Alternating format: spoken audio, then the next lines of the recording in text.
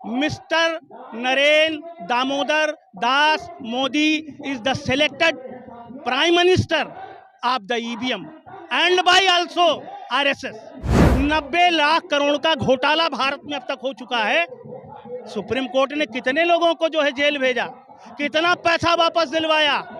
एको पैसा आया?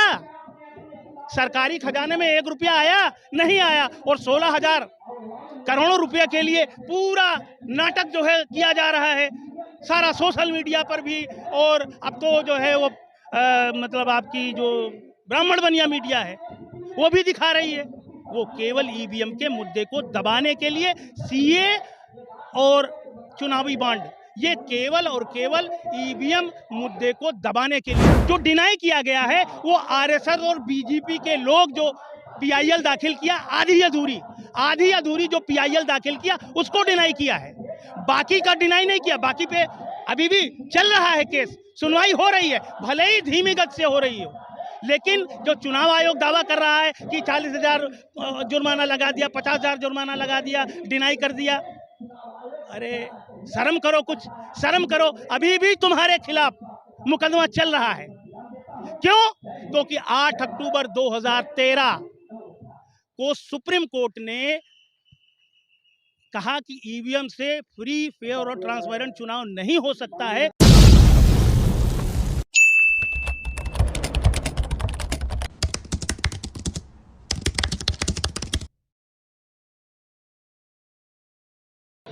नमस्कार, जोहार जयमुलवासी, मैं हूं विनोद कुमार देव। आप देख रहे हैं voice Republica, the voice of real representation. साथियों, इस समय हम अकबरपुर में हैं और अकबरपुर में चल रहा है राष्ट्रीय भारत मुक्ति मोर्चा का एक जनसभा यहाँ रखी गई है। हमारे पीछे आप देख सकते हैं, मैं कैमरामैन से चाहूँगा कि वो ज़रा सा एक जनसभा का दृश्य आपको दिखा दें। और ये बहुजन क्रांति मोर्चा, भारत मुक्ति मोर्चा और बहुजन मुक्ति पार्टी, इस तरीके से ये सारे संगठन यहाँ पे इकट्ठा हुए हैं और हमारे साथ एक शख्सियत खड़े हैं। हम उनसे बातचीत करेंगे और जानने का प्रयास करेंगे क्या कुछ मामला है। सर, सबसे पहले परिचय जानेंगे आपका। मैं लल्लन प्रसाद सोनी, उत्तर प्रदेश महासचिव, राष्ट्रीय पिछड़ा वर्ग मोर्चा, नई दिल्ली, उत्तर प्रदेश यूनिट। क्या कार्यक्रम है सर आज यहाँ पे? कहाँ? आज यहाँ पे क्या कार्यक्रम? आज चलो गांव की ओर एक दिवसीय प्रबोधन कार्यक्रम है। वामसेफ मूल निवासी संघ और भारत मुक्ति मोर्चा का संयुक्त आज प्रदेश स्तरीय, राज्य स्तरीय सम्मेलन है। सर, एक सवाल है कि भारत मुक्ति मोर्चा और राष्ट्रीय पिछड़ा वर्ग मोर्चा बड़े पैमाने पर जन जागरण का काम करता जा रहा है। एक तरफ दूसरी पार्टी है, वो कह रही कि अब की बार 400 के पार, क्या बोलेंगे इस पे? देखिए, झूठ बोलने के लिए कोई समय सीमा नहीं होती, कोई भी झूठ बोला जा सकता है ना।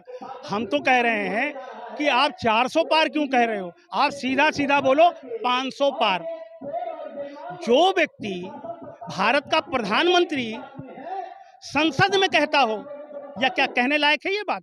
संसद में दावा कर रहे हैं कि 400 पार, 370 और गिनती भी। अब आप उनसे पूछो कि तुमको गिनती कैसे पता चली कि 400 पार? इसका मतलब है कि इलेक्शन कमीशन ऑफ इंडिया ने ये बता दिया है, जो सेलेक्टर हैं ईवीएम में, जो सेलेक्ट करने वाले लोग हैं, 4 तो उनके डायरेक्टर हैं, उन्होंने बता दिया कि 400 पार। ऐसे में पूरा मत बोलो।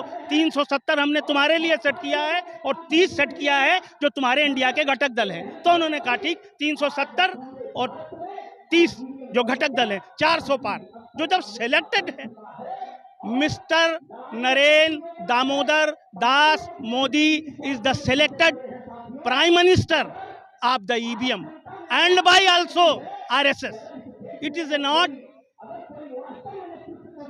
elected. Elected और selected में अंतर होता है। सेलेक्ट करना और इलेक्ट करने में जब मत होता है, इलेक्ट में मत होता है और सेलेक्ट में मत नहीं होता है, समझ रहे हैं ना?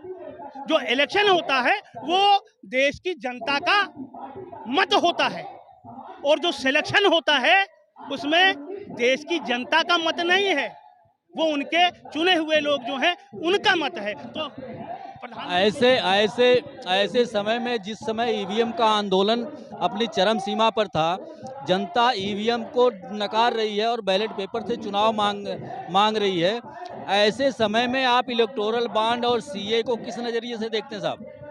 ये ड्रामा है, ये ड्रामा है, दोनों ड्रामा। सीए भारत सरकार के प्रधानमंत्री और गृह मंत्री मोदी जी का ये ड्रामा है। अभी उन्होंने शुरू किया था 19 में, फिर ड्रामा बंद हो गया। साहब ने आंदोलन चलाया, ड्रामा बंद हो गया। और जो इलेक्टोरल बॉन्ड है ये भी ड्रामा है। ईवीएम घोटाले के मुद्दे को, जन आंदोलन को दबाने के लिए लाया गया। अभी केवल 16,000 करोड़ और 90 लाख करोड़ रुपया, 90 लाख करोड़ का घोटाला भारत में अब तक हो चुका है। सुप्रीम कोर्ट ने कितने लोगों को जो है जेल भेजा, कितना पैसा वापस दिलवाया? एको पैसा आया?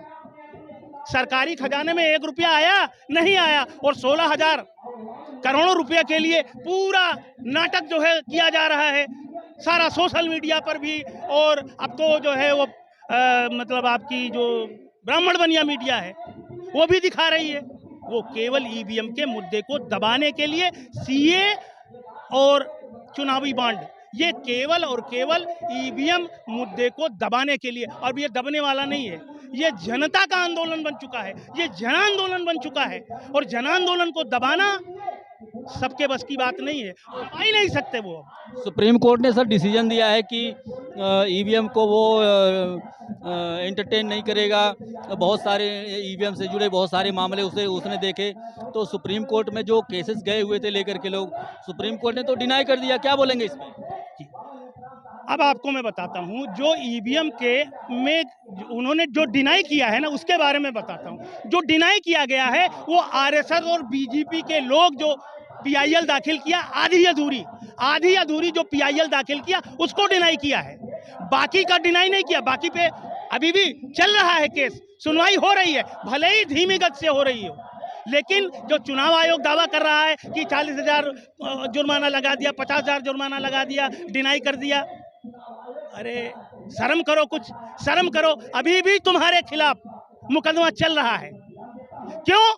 क्योंकि 8 अक्टूबर 2013 को सुप्रीम कोर्ट ने कहा कि ईवीएम से फ्री, फेयर और ट्रांसपेरेंट चुनाव नहीं हो सकता है, इसमें घोटाला पकड़ने वाली मशीन वीवीपीएटी लगाई जाए। वो भी नहीं लगाया। तो माननीय बावन इस्लाम साहब ने जो है अर्थी निकलवाई, बहुजन मुक्ति पार्टी द्वारा, याद होगा आप लोगों को, निकलवाई ईवीएम की। और उसके बाद आंदोलन शुरू किया और फिर वीवीपैट लगवाने के लिए साहब ने जो है मुकदमा कायम किया, चुनाव आयोग के खिलाफ गर्दन पकड़ ली। तब जो है वीवीपैट लगाने का जो है आदेश पारित हुआ। चुनाव आयोग सर बोलता है कि सुप्रीम कोर्ट ने 1-2 बार नहीं 40 बार ईवीएम के समर्थन में फैसले दिए हैं ईवीएम के बारे। हाँ, तो उसको डिक्लेयर करें, पब्लिक डोमेन में डिक्लेयर करें ना।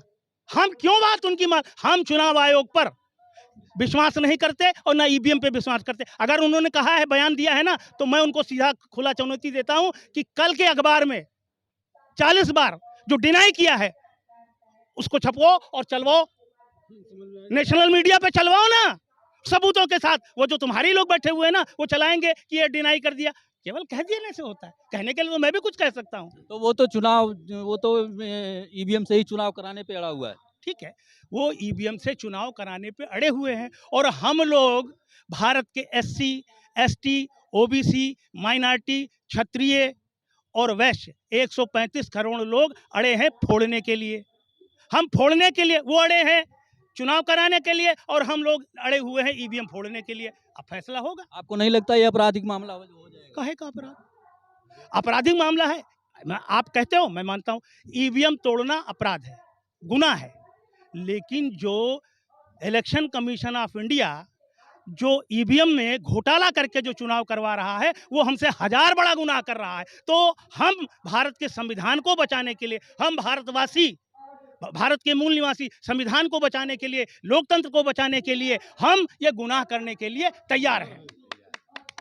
तो सभी लोग तैयार हैं। सभी लोग तैयार हैं। आप तैयार हैं कि नहीं? ओके सर, एक बार परिचय और चाहेंगे। कृपया आप लोग उधर चले जाइए। एक बार परिचय और चाहेंगे। मैं लल्लन प्रसाद सोनी, उत्तर प्रदेश महासचिव, राष्ट्रीय पिछड़ा वर्ग मोर्चा, नई दिल्ली, उत्तर प्रदेश यूनिट।